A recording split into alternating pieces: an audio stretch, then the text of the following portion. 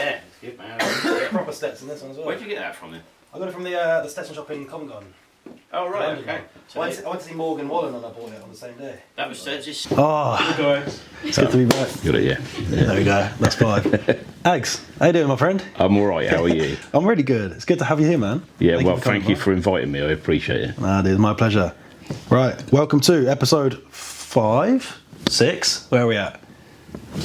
Somewhere along the lines of Ron's Honky Tonk podcast. Today we've got Ags Connolly joining us. Ags, how are you, my friend? I'm alright, thank you very much, yes. Right, we're going to introduce ourselves here as if it was a dating profile to kick things off. Okay. Oh, you want me to do it? I okay, do. okay. Kick it off, my friend. Let us know what you got. I'm Ags Connolly. I'm a country singer-songwriter from Oxfordshire. I don't know what else you say on a dating profile, really. I mean, I'd swipe right already. I mean, are we gonna? I mean, you know, right? Are we doing measurements or like? I've got to say, man. First things first. I love the hat. I remember. Oh, thank you. So we've obviously met once before, and you told me you got the hat gifted to you by a family member. Was it in America? My brother. Yeah. I mean, he didn't exactly gift it to me. I paid for it, but because it's hard to get proper cowboy hats in this country, as I'm sure you know, and.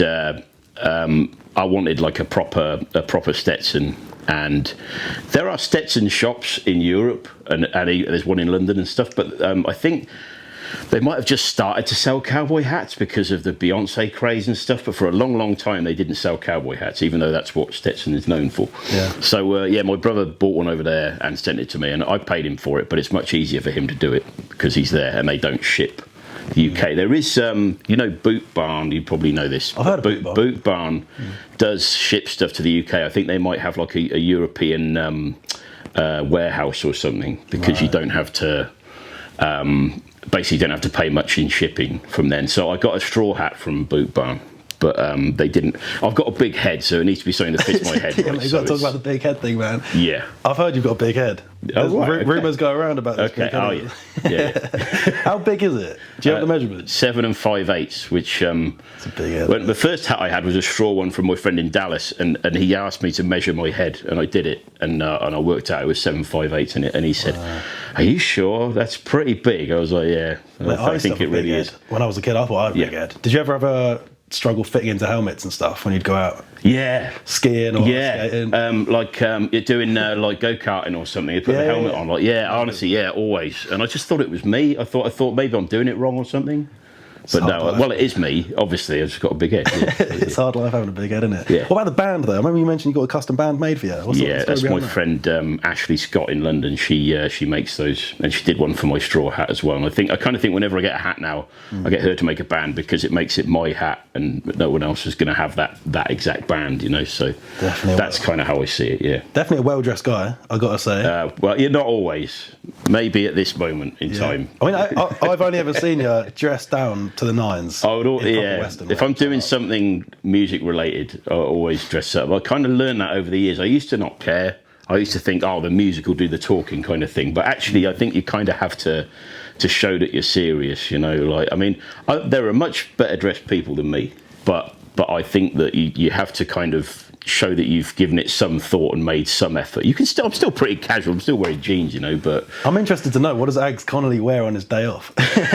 When you're kicking it in the house? Because I've heard rumours, right? Everyone looks at people like Charlie Crockett, who's always seen dressed to the nines in Western wear. Yeah, yeah. Do you reckon he just sleeps in his cowboy hat?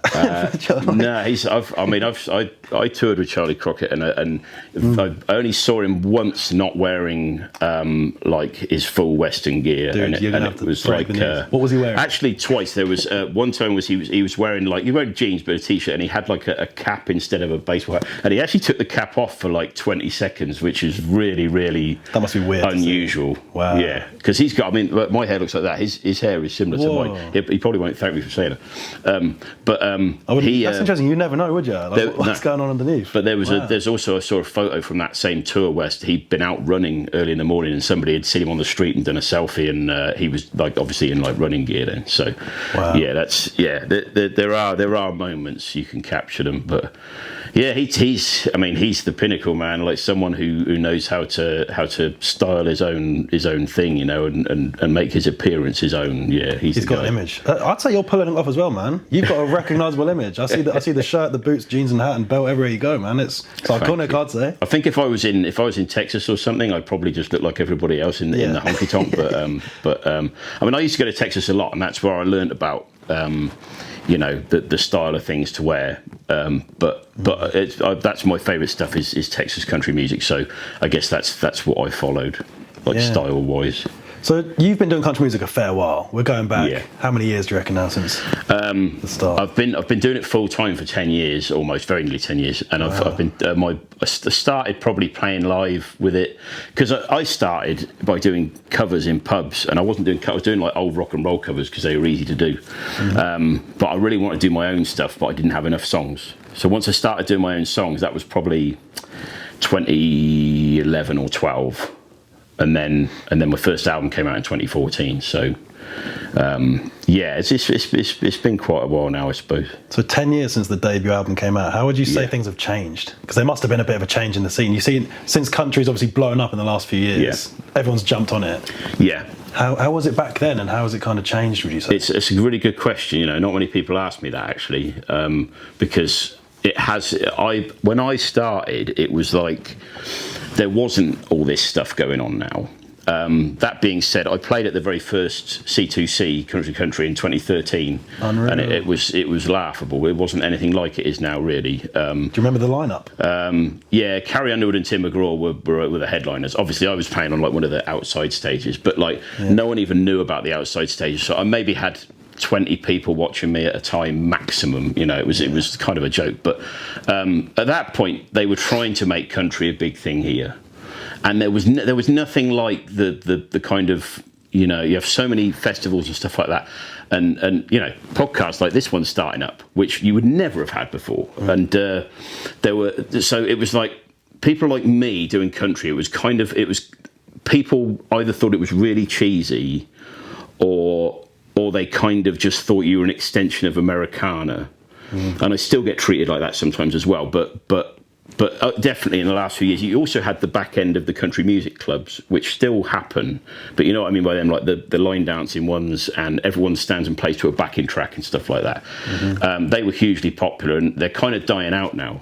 But when I started, I ended up playing a couple of those things, and they hated what I was doing because I was playing my own songs. I didn't know the songs. I didn't have a backing track. It was not what they had come for, they just kind of sat there miserable.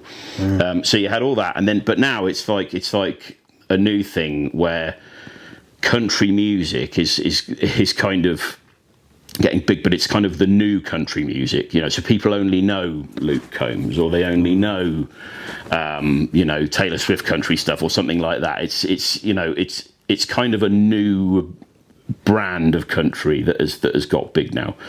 And I've myself, I haven't done much different. Like I say, I have to fit in with Americana shows sometimes, because that's what I do. I have to fit in with country shows. Like the other night we were at South Wales Country Music Festival launch night, and that's the UK country crowd. I very rarely play gigs for that crowd because they like the newer stuff. But when I do, I find I get a good response.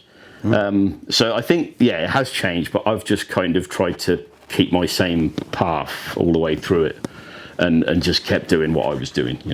So you say obviously you don't play too many shows for the new UK country fans. Where do you play most of your shows? I knew you were going to ask me that. It's a good question. I think what it is, I've kind of built a crowd of my own over the years, but some of those people are from the Americana crowd, some of them are from country crowds, some of them are people who never heard country music before, but they liked my songs. So I'll pick up gigs from promoters around the country who took a chance on me years ago and have kind of stuck with me, maybe new one-off promoters. I go to Europe a lot, so I play in the Netherlands, and to them I'm playing like kind of to singer-songwriter sort of crowd who will just sit there quiet, and they like the songs, and that's what I like as well, so that suits me. And then it's kind of different. I go to Sweden, and they're all big country fans there. The country's much bigger in Sweden than it is over here. Oh, really? Yeah. So they all turn up dressed up and everything. So it's kind of different. I just kind of fit in where I can, really. And obviously, you mentioned before you visited Texas and played a few shows over there. How did you find it with the crowds there? Did you feel a bit more like you fitted in with the crowd there, and they appreciated it a bit more than the UK side? Yeah. Yeah, no, it was good. I mean, it was a while ago now. I did 2 tours there. One, I think I was telling you, with a band from St. Louis made up of members of Pokey Lafarge's band and my friend Jack Grelly, who was also a singer-songwriter, and one with Pat Reedy and his band. And yeah, I find they love it. They're like, oh great, there's an English guy doing country, how amazing, sort of thing. Whereas over here, people are like, why are you pretending to be American? You know, like it's a bit funny that. But no, it went very well. It's difficult though to go over there and make any money really, unless you're going to spend months there at a time. Yeah. So yeah, I mean, I used to do that. I don't really go there as much anymore because I'm just spending money rather than making it. But yeah, you know, country music is their thing, and if you're doing it in an honest way, an honest and authentic way, they can appreciate that. You know, it is a bit weird. It would be like, I don't know, it'd be like an American coming here and doing English folk, I suppose. And yeah, some people might think that's a bit weird. But others, if they, you know, would appreciate it if they were doing it right. So, yeah. I'd say as far as things go, when it comes to traditional country, that's what they appreciate the most over in America. Yeah, probably. I think and so. I've got a bit of a prediction. I feel like that traditional country soon is going to become the new big thing. Right, yeah. You see all these artists coming onto the scene a bit more traditional, like Zach Top recently. Yeah, yeah. Artists like Braxton Keith coming along, who are doing traditional country, proper old school sounding with the pedal steels and you know, proper old country sound. They sound like Keith Whitley, and they're bringing this style back. Yeah. I've got a feeling it's going to become the next big thing. I hope so. And do you know what? I think there is a crowd, and we're talking about Charlie Crockett. When I was opening for on that tour, all the crowds were young people. Loads of them said they'd never even listened to country before, let alone been to a country show. But they all turned up because they'd seen Charlie on Instagram and liked the look of him. And they all stood there like listening, like, and they're all like, oh, this is great. There's a new country artist we've discovered, you know, like. So I think there is a crowd for that. And they do say with the traditional stuff, you know, friends of mine who are older than me all say it always comes back around because it's so simple and sort of honest and true that people always sort of come back around to it. A new generation discovers it again every now and then. So you could be right. Yeah, I mean, Zach Top's a great example. I mean, he's very much like the 80s and 90s stars. You know, I mean, I'm a bit more traditional than that, but at the same time, it all comes from the same place.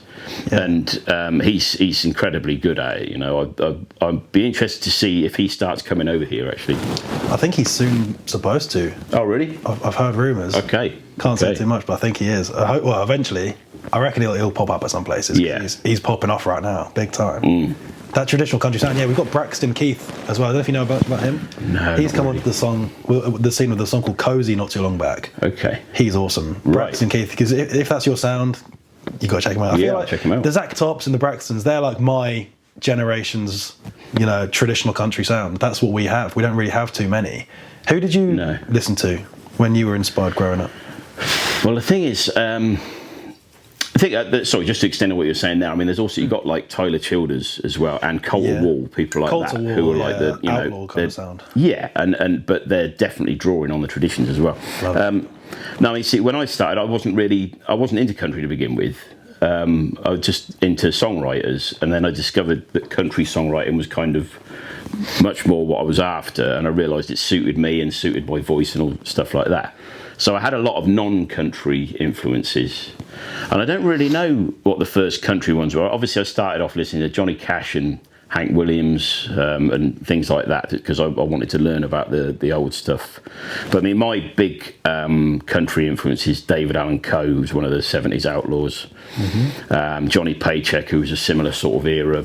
People like that, I just found they're really, really kind of hard-edged and very, very, very direct in their songs and how they deliver them. And that's what I've tried to be as well. So, I mean, there's millions of names you can mention, but those are two I always come up with, yeah. Awesome, man. So what do you take into consideration when you're writing a song? Because it's kind of like an art, I think. You've got this kind of traditional country storytelling and songwriting skill that not everyone has. So when you're writing a song, where does the process begin? And how do you put a traditional country song together that sounds that country? Yeah, it's I think one of the main things I always say to people is you should listen to as much other music as you can, because my songwriting and a lot of good songwriting is all about instincts, and your instincts come from the things that are already in your head that you already know.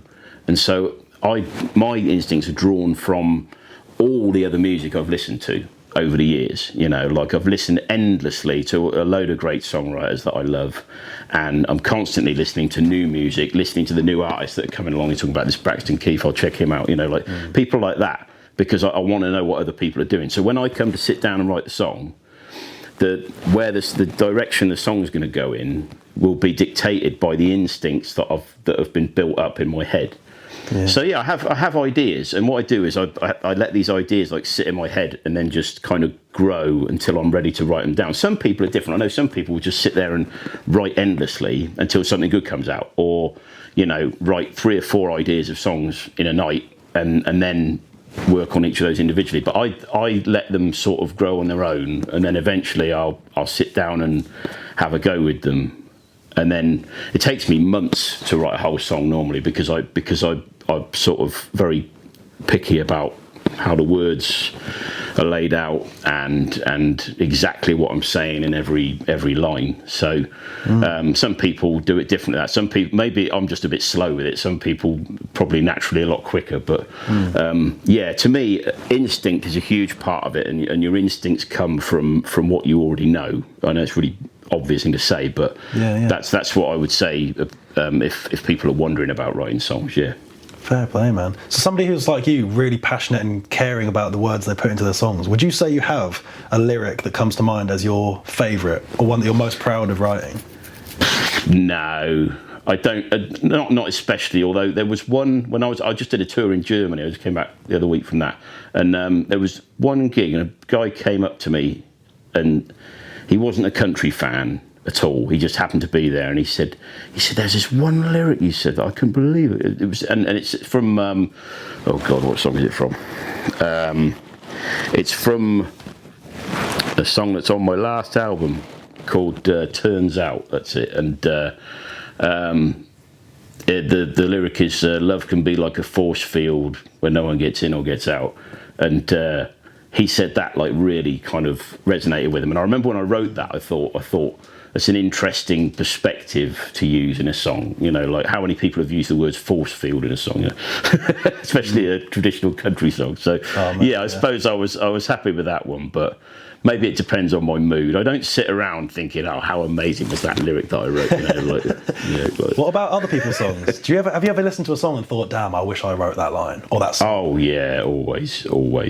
Which one's good? No, I'm not sure I could think of any great examples. There's some real masters of songwriting that you can really, it's impossible to kind of fault, and they're normally the real greats. Randy Newman is someone I love a lot, and he's like the sort of modern incarnation of a Cole Porter or an Irving Berlin, and people like that. They had the sort of timeless lines.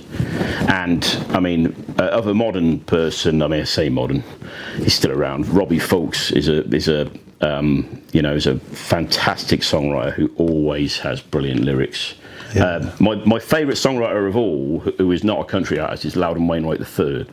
I don't know if you know who that is. He's Rufus Wainwright's dad. If you know who Rufus Wainwright is, maybe not. But he's still going, but he's quite old now. But he's perfect for the kind of really direct, cut straight to the bone lyrics that I always wanted to write. So nice, people like that are who I look up to. So I'm a huge fan of like the double entendre lyrics. When it's, the lines that are like so basic and cliche that have 2 secret meanings. Yeah, absolutely love them. Like, that's some, like high level songwriting, that sort of thing. Yeah. Every time I hear a song and I clock onto one, I feel like I'm the smartest guy listening to it. I'm like, I feel like I need to explain it to some of those Nashville songwriters, because Nashville's full of people who are just songwriters who write songs for other people. They're the masters of things like that. They specialise in it. They sit around dreaming stuff like that up day in, day out. That's very high level songwriting now. I love it though. I find it so inspiring. You mentioned a Germany tour a minute ago. Yeah. Tell us a little bit about that. How's that come about and how was it? It was all right. It was good. I mean, I've played in Germany a bit before. I've done the odd gig here and there. There were 3 dates on that Charlie Crockett tour there. And I know a woman there who's a great booking agent, and she offered to put together some dates, and so we did it, and it was really good. I got to see a lot of bits of Germany I hadn't been to before. Went to like East Germany where they don't really speak English, and that used to be behind the wall, and they all grew up speaking Russian because they thought that was what was going to be the way forward for them. Oh, wow. And so they're not very big on English, but. And there's other parts where, because I don't know if you know, like South Germany is like the kind of posh part, and the sort of northwestern part, if you want to call it that, is more the kind of bohemian artistic bit. That's a very, very high level description. That's not, I'm not singling anywhere out for anything. So I got to see a lot of it and learned a lot about the food and the culture and all that. The gigs were great. People were really nice. It didn't quite work out on the money side, but that's just music for you. And I'd love to find a way to go back to make it work a bit better. But it's a great country actually, Germany, and they have a very dim view of our food. But I was trying to educate them that there is good British food, but they didn't believe me. Yeah, I've been to Germany once. It was when I was really young, though. I must have been in my teens, young. Right. And I went with a bunch of friends, and we went over there with some German people, and they were really big on the food. They were saying, you have to go down this market, try the bratwurst, try this, try that. Yeah. We all just went to Burger King, man. Oh. I'm not going to lie. We were like 15. Mate. We were like, you know what? I'll kind of let you off then if you like. Let's go check out the German Burger King, see what they had. I think we just had a Whopper, probably. We went to a gummy bear factory over there. Okay. German gummy bears, pretty cool. Is that where Haribo's come from? Germany, right? I think. Pretty sure it was something like that. It might be the Netherlands. I'm actually confused now. Yeah, I'm not sure. That's my favourite German food. Probably is Haribo's. I would say. It's pretty good, isn't it? Wow. Okay, that's quite a statement. Okay. It's either that or the Christmas markets. They do like the big sausages on the open grill. Oh yeah, no, man, you can't beat those big pretzels. They're amazing. And do you have the sweet one or savoury with the cinnamon on it as well? The savoury one, it would have to be the salty ones. Yeah. Salty one. But the bratwurst and all that is great. Schnitzel. I was taught about. I've had schnitzel before and it wasn't that great. But I had some great schnitzel on this trip, and we had I learned a lot about it. That reminds me, one time we had a really funny story. I know it's bad, right? But we had this one girl, bless her, in our school, and we were all sitting around the dinner table, and it was one of them things where she was. I probably shouldn't tell this story on here. She was bigger girl, right? And it was one of them things where we were really immature. We must have been like 7 or 8 years old, right? I have this really funny memory. We were all sitting around eating chicken schnitzel and stuff, right? If you think this story's bad, you can take it out, by the way, right? And I thought it was really funny because I just remember these big bowls of chips would come out, right? And they were for sharing. These were big bowls of chips, right? This person, she would eat, like she had a whole bowl of it, and then some chicken schnitzel, and then she had another whole bowl of it. And then she was like, guys, I'm starving. And we all thought it was really funny. So she was like the same age as you were? Yeah, she was like an 8-year-old girl. She ate 2 fat bowls of chips, all this chicken, and she was like, guys, I'm starving. And I just remember thinking, no way. Like, that is, she could eat it. But yeah, it's pretty immense. I used to think it was quite funny, but hey, if you think it's a bad story, take it out, so bet. But yeah. German food, man. German food, yeah. Yeah. How long were you out there for? It was 2 weeks, and it was luckily I had a couple of friends from Sweden who kind of drove me around. One did the first week, and the other one did the second week, and that really helped because I've done tours like the Charlie Crockett one, just getting myself around. I bet like, chasing German tour must be easy with the autobahn just between. Yeah, the autobahn's great. Yeah, it's very easy for getting around, but it's much easier when someone else is doing the driving because you just get so tired, and the gigs start to suffer if you're just getting yourself around and you don't have any rest any time.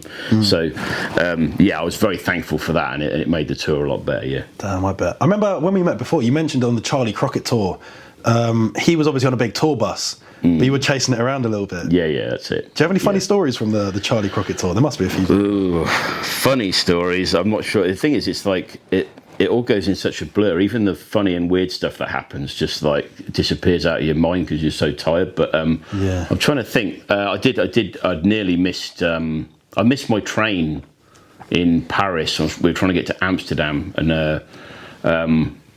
it's like a 3-hour train ride, and I couldn't get booked on another train until much later on, and it was going to be really tight because those bigger gigs you have to be there pretty early for sound check and stuff. And I was panicking then, and it was because I didn't realise Paris is like a complete hellhole traffic wise. Like it's just like you can't get anywhere, and my Uber didn't bother turning up, take me to the train station, and so I managed to get another taxi, but it was too late for the train, and it was kind of a nightmare. It's not a especially funny story. I'm trying to think. There was some weird stuff. It doesn't spring to mind right now. If I think of something, I'll let you know. Yeah, there must have been some cool moments along that way though, because touring with Charlie Crockett when he's in Europe, I'm assuming that was his first time over, or was it? No, he's been loads of times, but it was probably the first big tour he's done. Yeah, wow. Like bigger venues tour. Yeah. Yeah, and what's he like behind the scenes, Charlie? He looks like a really cool guy to me. All these turquoise rings. That's why I bought these two, actually.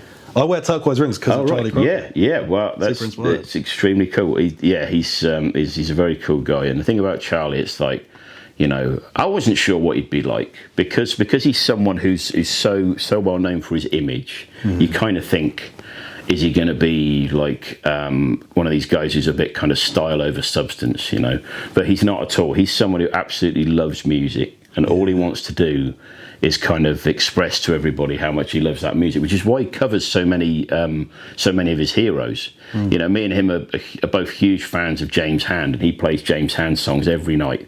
And and this is a good time to plug my James Hand covers album's coming out on Friday. But he's someone who literally all he wants to do is tell everybody how much he loves music. And people think because he's got this kind of big personality on stage and stuff that they think it's all garbage, but he's the exact same person behind the scene. If you see him at like 11 o'clock in the morning, standing outside the bus, that's the person he is. It's no different from the person you see at 9 o'clock that night on stage. Right. So he's a great guy, and I was very grateful for that whole opportunity. And I played some of the biggest. Well, I played the biggest show I've ever played in my life, which was Shepherd's Bush Empire on that one, and Vega in Copenhagen is probably just as big as Shepherd's Bush Empire. Just great shows, and I sort of I couldn't really a lot of my at the risk of boring you and going on here, I've spent quite a long time playing smaller shows while I saw other people who were around at the same time as me playing bigger things because their music was more kind of they could go and support anyone because their music was a lot broader than mine was, whereas mine's just specifically traditional country. So it reduces the amount of people I can go and open for. Yeah. And so I wondered if I'd ever get the opportunity to play those bigger shows, and I was very grateful that I did get that opportunity. I don't expect it to happen every day, but. Hey guys, this is Finn. I hope you're enjoying this episode here of Ron's Honky Tonk podcast. I just want to let you know that this episode is brought to you by absolutely nobody. Right, we've just started this brand new podcast. We're having fun, but we've got no sponsors to help us out. So if you are a brand and you would love to work with us, give us a shout. Our socials are right down here, and we would love to hear from you. We'll be waiting for your emails. And we're back. Half time. Nice, man. So just before the break, you were talking a little bit about an album you've got coming up. Yeah. Let's hear a little bit more about this album. Yeah, it's a covers album of a guy called James Hand, who, as I said, Charlie Crockett was a huge fan. Charlie had James opening for him for a little while, a few years back. James Hand was a very obscure Texas country singer who should have been a lot better known than he was, but he had problems with drink and all stuff like that, which kind of held him back. And he died 4 years ago during the pandemic. And it was kind of unfortunate, but I wrote a song called I Saw James Hand over 10 years ago now. It was on my first album. And he got to hear the song, and we became friends and stuff like that. This is back when I used to go to Texas regularly, and saw a lot of each other. And, towards the end, the last time I saw him in 2018, he was saying he wanted us to write songs together and, to get in touch. And I had this one song that I thought would be really good for us to kind of work on and do together. And he never got to hear it for a couple of different reasons. But when he died, I thought, right, I need to make this album. I need to cover a load of his songs, and I put that song on it as well. And I made the album it's, you know, I tried to include a lot of people who'd played with him before. So I used his last permanent guitar player, and they all recorded their parts remotely. I recorded my parts with a drummer and a bass player at the studio I use a lot, which is Woodworm Studios in Oxfordshire. The other part's done remotely. So Chris McElrath played guitar. I had a couple of Honky Tonk artists. Jake Penrod played pedal steel. And Brendan Lee played mandolin and did vocals. And they're great artists in their own right. Same as Beth Chrisman, who played fiddle. They all played with James at different times, and they were all huge James Hand fans. And it's really important for me that they were involved. And yeah, the single's been out for a while. There's a song called Baby Baby Don't Tell Me That, but the whole album is coming out on the Friday the 22nd of November. And I think even people who don't know James Ham will enjoy it because his songs are so good, and it's about as traditional honky tonk as you can get. You know, he was very much like the ghost of Hank Williams type thing. He was of that era. He was like someone from the 40s and 50s who was transported to the present day and didn't realise it. You know, he was like that. So yeah, I mean, people who like that sort of thing might like it. Yeah, man. What is it you love so much about his songwriting? Just, I think it comes back to what I was saying before. It's so direct, and that's what I love. But he really wore his heart on his sleeve. You hear that a lot about certain people, but he really did. You could hear it in every note, you know. And I think that's what Charlie loves about him as well. And I actually had a conversation with Charlie about it because the thing is, I think I started working on my album around the time Charlie worked on his, because I should have mentioned Charlie has done a James Hand covers album himself. It's called 10 for Slim. And I was worried because I'd intended to get mine out around the same time that he did, but there were various stumbling blocks in the way. And so I spoke to Charlie when we did the tour and just made sure that he was all right with me doing it. And he said, you know, it's just better if this music gets out as far as possible and as many as people as possible hear it, which I was hopeful he would say, and he did. So yeah, it's pretty cool. And I think I hope that just another few more sets of ears will get to hear his songs. That's amazing, man. Fair play. You must have had some hell of a time producing with these amazing people, and obviously making friends with him yourself. Personally, yeah. How does it feel to kind of have an idol like that and then to obviously become their friend and then go on to make a project with the musicians who worked with him? Yeah, it's pretty awesome. I mean, you know, but the thing about James Hand is he was everybody's friend, you know, like, and you know, if you met him, he'd be your friend instantly. And because he was known as Slim, that was kind of his nickname, and the album is called Your Pal Slim, Songs of James Hand, because he was everybody's pal like that, you know, just because that's how he lived his life. You know, I don't think he ever met a stranger. You know, he was always just 100% friendly all the time with everybody, and that's what people loved about him. You know, even though he had his troubles in life, and that's why he's so special to so many people, I think.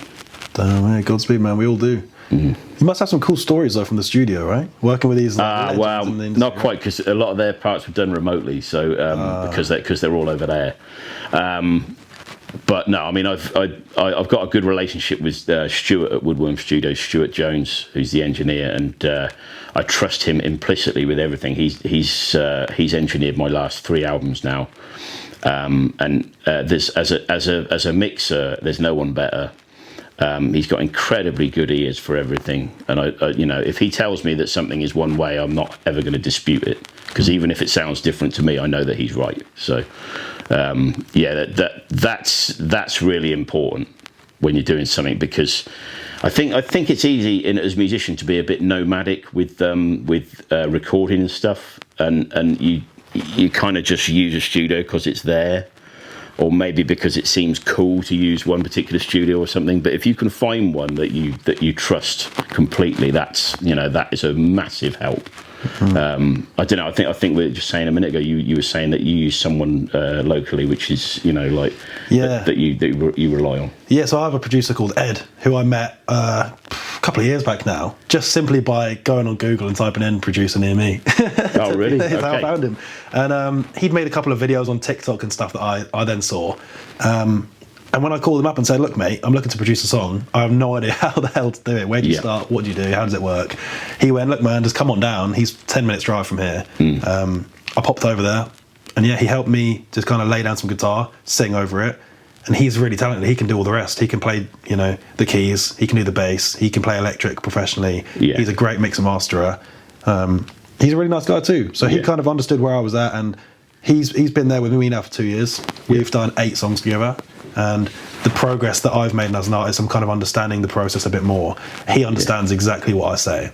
Right. I don't know any of the terminologies. I'll be like, what's that drum? The squishy sounding one. And he'll go, oh yeah, that one, yeah. And he'll know exactly what I mean. And so we've got a relationship like that now, which is really, really cool. And he's super chill. He's super helpful. He's flexible with times. Like even tonight, I need to make a few tiny tweaks. He's like, just jump on a Zoom call with me at 9 p.m. I'm like, right. Yeah, let's go. Yeah, that's... So he's a great guy, and it's hopefully going to turn into something a bit like what you've been doing. Yeah. Where I found one that works. I've only ever gone to one other studio, and it was a big one in London, and it was one of them fancy pants ones where it's massive, and they've got all big speakers built in the ceiling and the walls, and they've got 5 Gibson guitars lined up ready to use, and all this crazy expensive stuff. Yeah. But I went there, and I really didn't enjoy it. The whole time I was just thinking, I wish I could be back in my little hometown at the little local studio where they've got a dog and a cat, and I could just be creatively, myself. Yeah. That's what I really look for when I'm producing stuff. Is just I want to be able to have a say in it.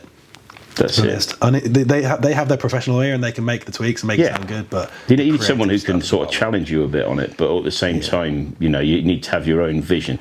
And when I started out, I was kind of a bit like that. That my first couple of albums were produced by Dean Owens, who's a Scottish singer-songwriter, and I really needed him there because he got the musicians together, and we kind of talked about the kind of sound it was going to be, but I needed his guidance on what worked where, because I didn't really know. And from there, I developed what I was talking about earlier, like my own instincts about it. And again, it's another thing, I rely on instincts for stuff like that. But that being said, I certainly am no expert, and I don't know exactly what everything is. So you need someone with the know-how to kind of challenge you and say, well, maybe you should try this instead in the gentlest possible way, and that's what happens. So yeah, it's massively useful as an artist. You do need, as much as nice it would be to do everything on your own and think that you know everything, you really don't, and you do need people to kind of push you in one direction or another sometimes. Yeah, I'm really looking forward to getting there, because I'm literally this week Wednesday for the first time having a session with a bass player who's going to join us as a band member and a drummer. Cool. And these guys are all, they're bass players and drummers, so they can have a say and say, look, it sounds better this way, because they know bass and drums. Whereas at the moment, I'm kind of trying to orchestrate the whole thing, and it's a bit of a mess sometimes because I'm completely winging it.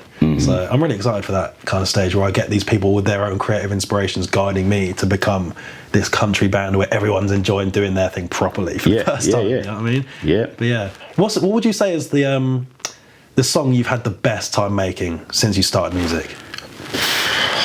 You see, all my albums have been recorded in the same way, which is like we kind of record it as fast as possible, like because time is money in the studio. So it's like I wouldn't say I've had any good times recording stuff, because it's always been pretty stressful. But that being said, like when you're playing with really good players, and the people that I've used in the studio, I've been very lucky, have been very good. I have used quite a few remote musicians as well. Like I say, on my last album, I had like a fiddle player and a accordion player that were both in the US, who did incredible jobs as if they were in the room, but they weren't in the room. But I guess, if I look back at my earliest, my first album, because Dean put together a great bunch of musicians there who were all very, very successful musicians in Scotland, had played with all the big bands in Scotland. And when you're playing with guys like that for the first time, which it was for me, I was pretty new to it all, you can learn an awful lot, and you really, it's very easy to kind of get into a groove with people like that, because they will give you the groove to be in. It's not like you don't have to show them; they'll show you, and then they'll make it feel like you're showing them because they're that good. So, that's a great memory for me. I mean, the thing is, because I produce everything now of my own, and I have Stuart as the engineer to help me, but it's kind of a lot more stressful now and harder to enjoy. So I wouldn't say I totally enjoy doing it now, but yeah, a lot more work. Yeah. Wow, man. Hey guys, this is Finn. Hope you're enjoying this episode of Ron's Honky Tonk podcast with my boy Ags Connolly. Just want to stop for a second and let you guys know we are running it back and we are doing Ron's Honky Tonk 3 on Valentine's Day 2025. I'm performing with my boy Jake O'Neill, Nicholas Jurich and Ollie Hawkins. It's a night you do not want to miss. Come on down and I hope to see you guys there. All right, we're going to try something new here. We're going to run a new segment, which I like to call Ron's Honky Talk Quick Fire Round. Okay. So we've got a few this or that kind of questions for you, just to kind of get to know you and your style and what you kind of like. So, question number 1. If you could go back in time with any country artist and have a meal with them, who would you sit down with? Oh my, that's just cruel. I mean, I know it's supposed to be quick fire, but it's just, I will say Hank Williams because it's just like, you know, you've got to start at the top, really, I guess, yeah. Would you rather have a smoke with Willie Nelson or a drink with Johnny Cash? A drink with Johnny Cash. The smoking isn't really my thing, although I do love Willie, you know. Me neither, man. Okay, yeah. I'm with you choosing Johnny there.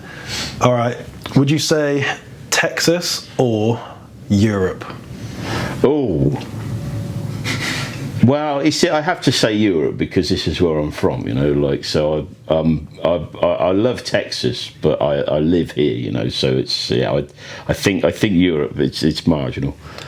Would you, right? If you could only take one item on the road with you, like an essential, everywhere you go, what would it be? I mean, we're talking music here. Could be anything. When you're on the road, you've got like one luxury item that comes with you everywhere you go. Luxury item. What is it? I don't bring any luxury items. I don't think. I mean, I take a book with me.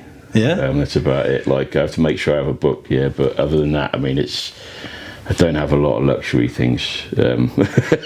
What book I'll probably is it? lose them. If you had to go to. Oh, it'll be something small enough to fit in my bag, but it would be like a Michael Connolly or a James Lee Burke or maybe a Mick Herron is an Oxford author that I read as well. Yeah. Oh yeah, man. I did actually write a book. Some of you might know this. I wrote a crime thriller that came out earlier this year. It's available on my website. I have seen this. And on Amazon, yeah. It's called Outside the Light. Yes. So I thought it was as good a moment as any to plug it just then. Do you want to give a quick, really brief blurb of the book?